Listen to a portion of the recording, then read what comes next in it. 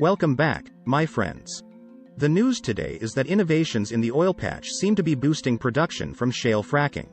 In particular, Exxon Mobil working on second shale revolution using new innovations. U.S. shale producers have been struggling to ramp up production in 2023. Oil major Exxon Mobil bets that through technological advances, shale producers can manage to double crude output from their existing wells. While refracturing has never really gone mainstream, the technique is seeing higher adoption as drilling technology improves, aging oil fields erode output, and companies try to do more with less. What does this mean for consumers? What does this mean for energy markets? What does this mean for oil companies? What does it mean for the U.S. economy? And what does it mean for the future of the United States? But, before we get into all of that, please hit the like button and leave us a comment below. We would love to hear from you. Please subscribe and hit the bell icon so that you are notified of upcoming videos when they are released. And, before we continue, a word from the sponsor of this video. Today's sponsor is InnerLife.com, creator of the InnerLife STS system. InnerLife STS is a cloud mobile platform for mental health care and its integration with primary medical care. InnerLife STS is designed for assessment, data collection and analytics, documentation, and progress tracking. InnerLife STS creates and composes conceptualized narratives and builds them into professional-grade reports. These reports are designed for use by mental health professionals, primary care physicians, justice system professionals and universities and include mental health assessment reports, mental health treatment reports, and treatment progress reports. And InnerLife STS uses doctor-selected pseudonames for all patients. So, only the healthcare professional knows the patient identity. Fracking, short for hydraulic fracturing, is a method of extracting natural gas and oil from shale rock formations deep below the Earth's surface. The process involves drilling a well vertically and then horizontally into the shale rock formation. Once the well reaches the desired depth, a high-pressure mixture of water, sand, and chemicals is injected into the well to fracture the rock and release the trapped natural gas or oil. The sand injected into the well is used to prop open the fractures, allowing the natural gas or oil to flow more easily to the surface. The chemicals added to the water help to reduce friction, prevent bacterial growth, and dissolve minerals in the shale. Fracking in the United States has seen a decline in recent years for several reasons. But a new era in fracking seems to be bringing innovative new development. According to Exxon Mobil, a new fracking technology can double oil output. The announcement was made by Exxon Mobil CEO Darren Woods. Woods said he has tasked the brainiacs who work for Exxon to figure out a way to improve fracking, which is still not well understood. Woods wants to double oil recovery from fracked wells. Doubling oil and gas recovery via fracking would launch the second shale revolution. The U.S. shale revolution dramatically reshaped the world energy markets. The shale boom was one of the most impressive growth stories, from takeoff in 2008 to the Permian stealing the mantle from Saudi Arabia's Ghawar as the world's highest-producing oil field in a little over a decade. Woods said, U.S. petroleum production is at least 10-11 million barrels of oil per day higher than it would have been without horizontal drilling and hydraulic fracturing. Unfortunately, the shale patch has lately been struggling to ramp up production due to a litany of challenges including pressure from investors to boost returns, limited equipment and workers as well as a lack of capital. But shale giant Exxon Mobil is now betting that shale producers can double crude output from their existing wells by employing novel fracking technologies. There's just a lot of oil being left in the ground.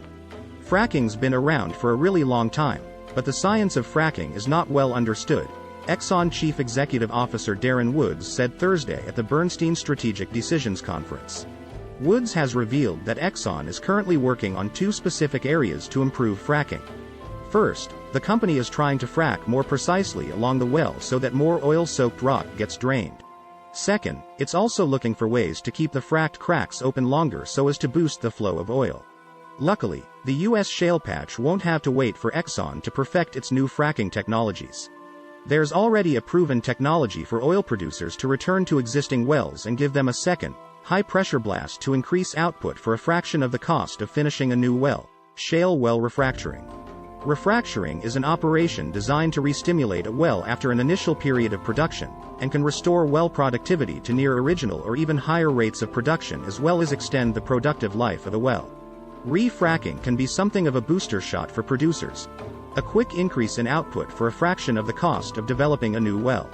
While refracturing has never really gone mainstream, the technique is seeing higher adoption as drilling technology improves, aging oil fields erode output, and companies try to do more with less.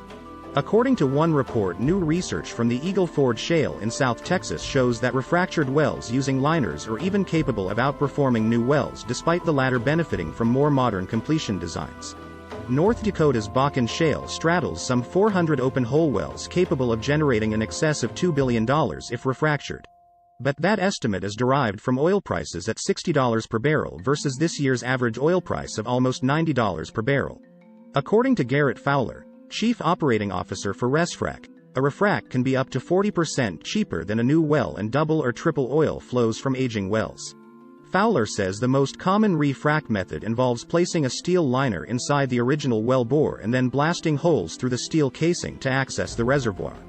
The process typically uses half as much steel and frac sand than a new well. Refrac makes a lot of sense in the current inflationary environment. Back in April, Texas shale producer Callon Petroleum Company revealed that frac sand, drill pipe and labor costs have increased drilling and well completion service costs by 20% year over year. Callon and Hess Petroleum, both of which drill in North Dakota's Bakken Shale, have been forced to hike capital spending budgets over the costs, with Callon adding $75 million to its original budget while Hess added $200 million to its spending.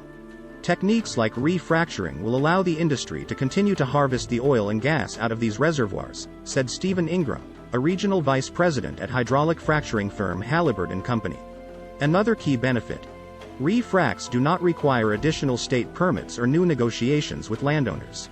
They are also less disruptive to the environment because well sites already have road access.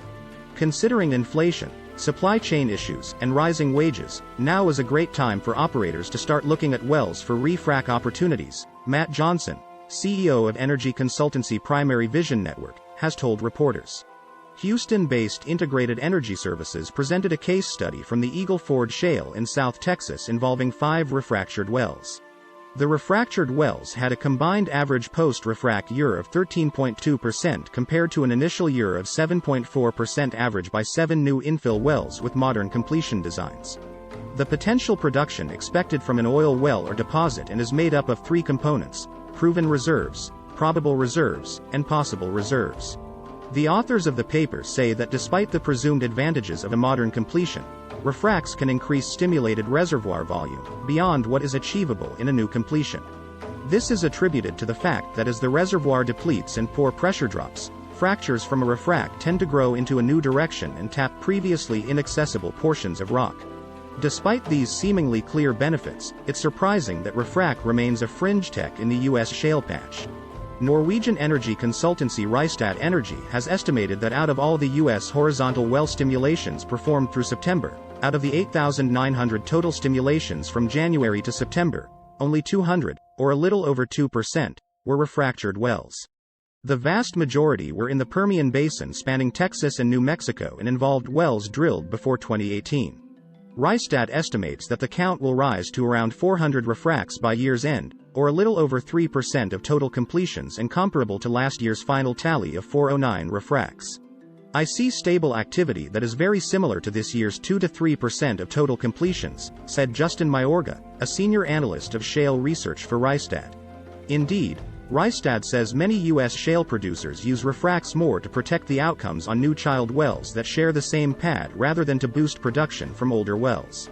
It's not for lack of opportunity though. In the Permian Basin alone, Alfredo Sanchez, CEO of oilfield equipment supplier Morph Packers, estimates that there are tens of thousands of wells that are good candidates for refracking. The White House's top energy advisor Amos Hochstein called shale drillers un-American. That is because of their refusal to boost oil production. 10 years ago, frackers always increased production when prices rose by even a little bit. But oil investors have been burned in recent years. They are watching how shale drillers burn their cash. The current state of affairs of the U.S. oil industry stand in stark contrast most of the past decade. Between 2009 and 2019, U.S. oil producers ran wild. They captured almost all of the incremental global consumption. OPEC Plus announced a production cut of 2 million barrels per day, starting last November, and another 2 million barrels of output cuts since then. That is the equivalent to 2% of the global crude oil supply. The United States is teetering on the brink of recession. The United States produces almost 19 million barrels of oil every day. But the United States is also the largest consumer of oil in the world. But, what do you think? Please hit the like button and leave us a comment below. We would love to hear from you. Please subscribe and hit the bell icon so that you are notified of upcoming videos when they are released. Please share this video on social media. Thank you for watching.